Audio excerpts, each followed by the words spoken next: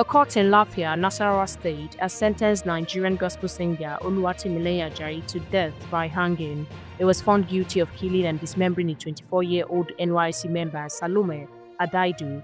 Earlier in January 2025, Timileyin Ajayi was arrested after neighbors reported a strange smell coming from his home in Papalana, New Kashi. Police searched the house and found dismembered body parts of Salome Adaidu. She had been reportedly missing, and Ajayi was the last person seen with her. The case shocked many Nigerians, especially because Timileyin was known as a gospel singer who performed in churches.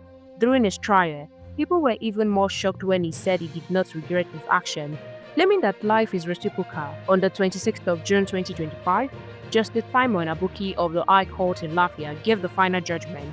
It said that Timileyin Ajayi was found guilty of culpable homicide, which means he knowingly killed someone. The court ruled that he should be hanged until he dies.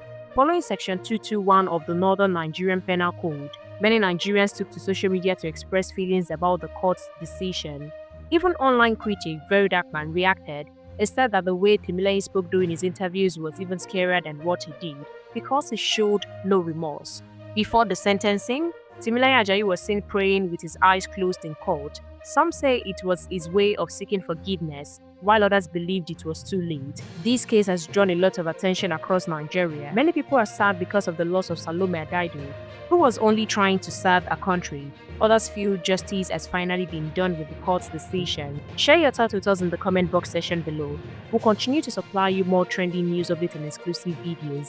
Keep watching Naija News TV.